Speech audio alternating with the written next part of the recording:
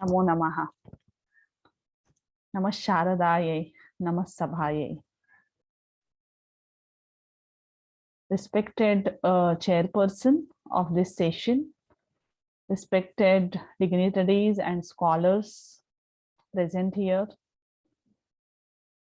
organizers of this conference, and all the authorities of Shri Samartha Vagdevata Mandir Dhule. Namo Namaha to all of you. First of all, I congratulate Shri Samartha Vagdevata Mandir Dhule for coming up with such a brilliant idea of the conference, international conference, to decide the direction of research in manuscriptology. And also I take this opportunity to express my gratitude for inviting me to present my views. So let us start with the presentation. So my topic for today's presentation is Research in Manuscriptology, Modern Trends.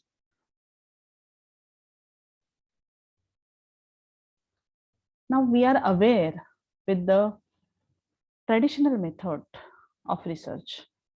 So if any researcher or student is willing to work on manuscript, what one has to do is to first of all visit the manuscript libraries, see the catalogs, check if the appropriate desired manuscript is available or not, and then see the manuscript in physical manner, and then decide if the research can be done or not. Now, various factors are involved in this. Like, for example, important is time factor. Lot of time is invested in this because visiting many different libraries consumes a lot of time. Then accessibility is an issue. Sometimes it may not be accessible because of distance, because approachability problem, and many other things. So manuscript cannot be accessed due to certain reasons. Another thing is manuscript will be handled physically. So original manuscript is at risk. And again, deciding upon the topic becomes the tedious process. Whether I have to work on this manuscript, I will get to know when I will browse through different manuscripts. So original manuscript is at risk. And even for researcher, it becomes a tedious process. So the result is the less research takes place in this particular area.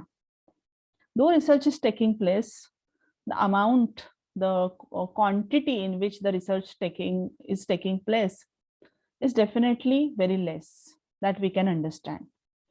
Whereas we can see that there are many manuscripts which are unexplored, which needs attention of scholars, researchers.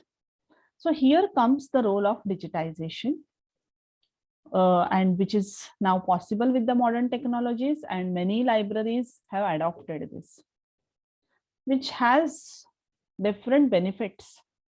It saves the manuscript first of all from handling, because once the manuscript is digitized, we can make multiple copies of that. Approachability is increased because digitized manuscript can be saved on computer, made available on the websites. So many researchers can, in any corner of the world, can handle that manuscript without even risking, without keeping in danger the original manuscript, because original manuscript is safe at its own place. So definitely the content is now open for the researchers. The content is preserved as it is. Original copy is safe. And multiple benefits are available, that one can enlarge that digitized copy, the read at one's own pace. So first of all, digitization is the very, very important process one should go for in order to make the manuscript research wider, and it can happen on the larger scale. So digitization is important factor. Cataloging is very important. Of course, we can see that there are physical catalogs, But descriptive catalog plays very important role because these are the factors which are important from the descriptive catalog's perspective. This is the sample taken from Indira Gandhi National Center for the Arts, New Delhi. They have included the roll number, record number, manuscript number, title in Hindi as well as in English, then the author or commentator as per the availability, then folios, lines per page, words per line, the length and width of the manuscript, the language, the script, what is the material, and whether it is a paper manuscript or any other material is used, whether it is complete, incomplete, the beginning sentences, the ending sentences, is there any matter in the colophon, if the date is available, if there is a scribes mention, and what are the general contents, because a researcher is always interested in what is the content. Then if it is microfilm, then where it is microfilm and from where this manuscript is retrieved, that is also very, very important. So one sample we can see that how they have recorded this particular information. All these factors can be seen here. So the descriptive catalog is very important because when one looks at the descriptive catalog, one is very much clear whether I have to see this particular manuscript or not. When these manuscripts are stored in physical manner, and even if they are digitized and stored in a particular system, then digital catalog plays very important role because one doesn't have to visit the physical library. Now, the next stage is digital library for manuscripts, which is very, very important. Though we have the catalog, descriptive catalog, in the physical sense, we have that, but making that digital will even more widen the scope for manuscriptology research. Now, digital catalog uh, uh, can be published in two formats. One is PDF format, which can be made available on the website, and another way is it can be searchable format.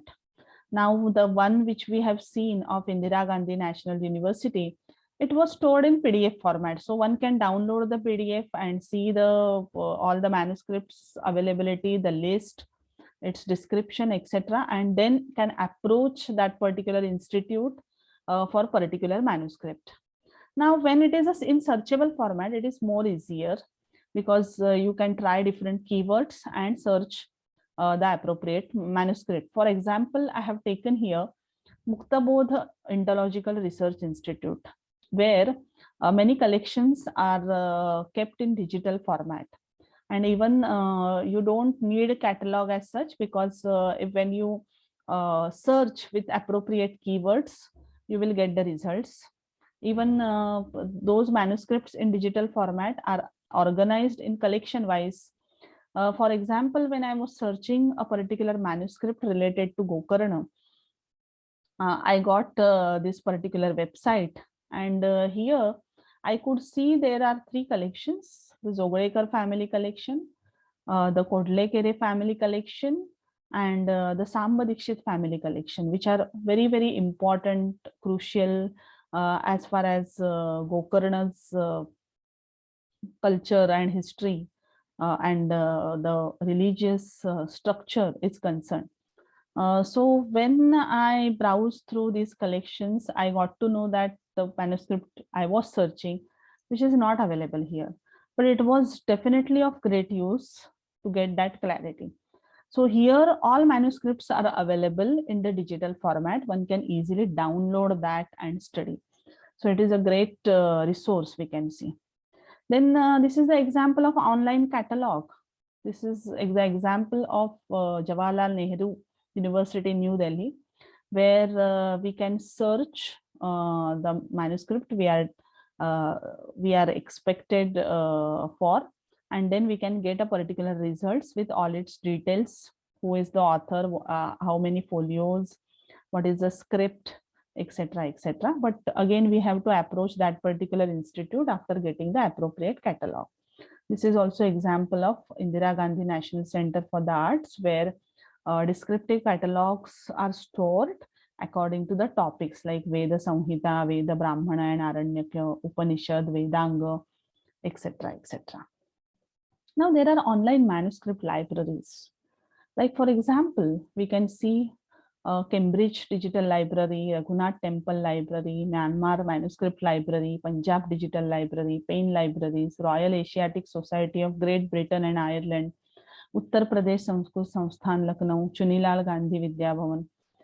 All these institutes are just a specimen, but they have made their manuscripts available in the digitized format on the websites or on the web, we can see.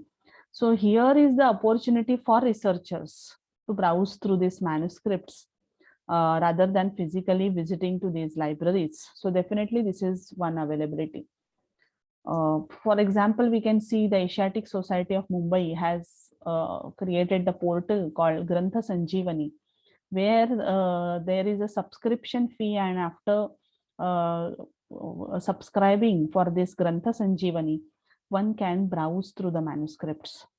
After searching with appropriate keywords, we get to see that manuscript, and that manuscript can be enlarged and read, but it is not in the downloadable format because they have restricted that particular facility. So one can definitely do that. This is one example of Lalchand Research Library, where also the same thing, like when we search, we get to know the manuscript, and we can easily see folio by folio. We can zoom also, and we can read, but it is not available in downloadable PDF format. Now, when we come to Samartha Vagdevata Mandir, what can be the proposed plan? So, first of all, the cataloging. If certain manuscripts are not included in the catalog, then descriptive catalog is definitely necessary. And even if the descriptive catalog is there, that catalog should be made available in the digitized format. It should be made available on the website.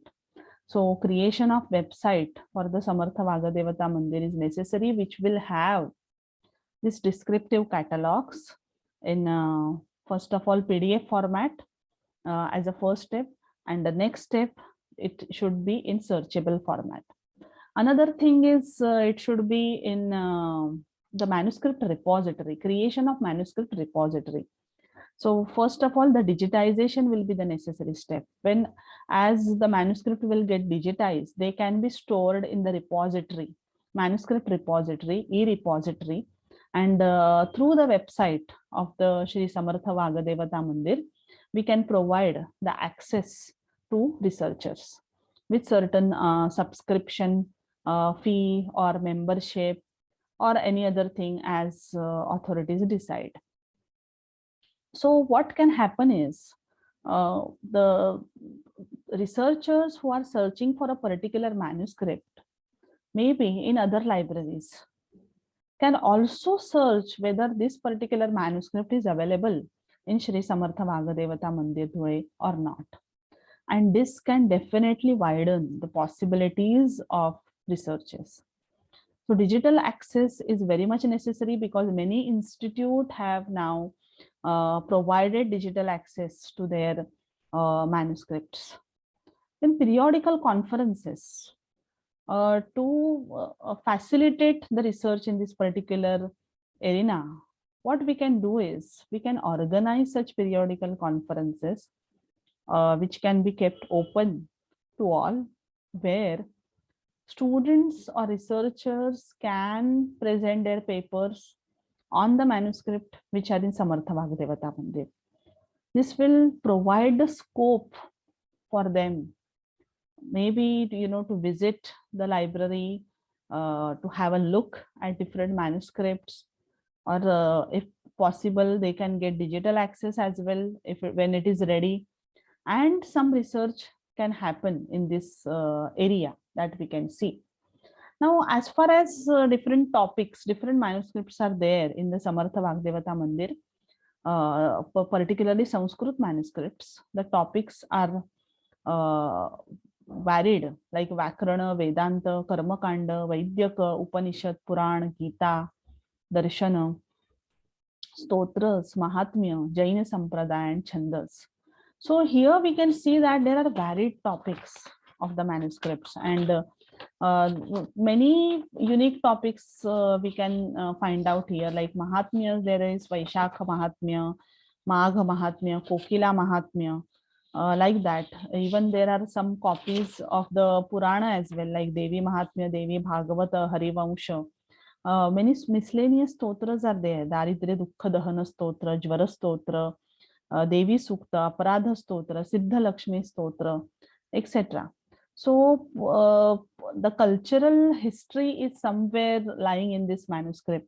For example, many copies of Puranas are there. So if someone is undertaking the task of critical edition of the Puranas, these copies are definitely going to be useful, because one has to check whether what are the unique features of these manuscripts.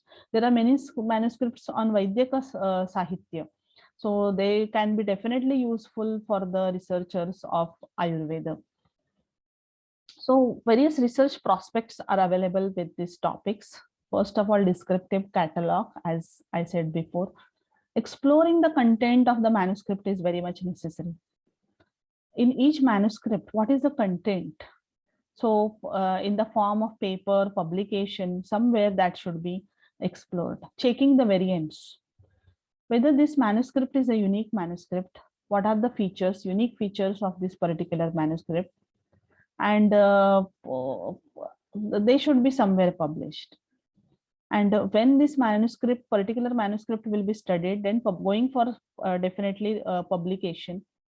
Critical edition is always the important thing, important part of research, because many critical editions are still need to be done. Like for example, there is no critical edition for many Puranas. So if a particular copy, for example, Devi Bhagavata is available at Sri Samartha Vagdevata Mandir. So if someone is making the critical edition, then this copy is going to be useful to check the variants. So we can see that here, these are the research prospects. And Samartha Vagdevata Mandir can take the initiative in this particular direction, and make these manuscripts available in the digital format. Even we can introduce certain fellowships or internships for students, so that those students who are doing the courses on manuscriptology, or doing MA, master's degree, taking master's degree in Sanskrit or allied subjects, they should come here and study the manuscript for some time. And as a part of their dissertation, they can write on particular manuscript. So it can literally increase the scope of research, I think so. And in this direction, we can go further, and this will be definitely helpful. I thank all the authorities of the Samartha Vagdevata Mandir for giving me this opportunity. Thank you all.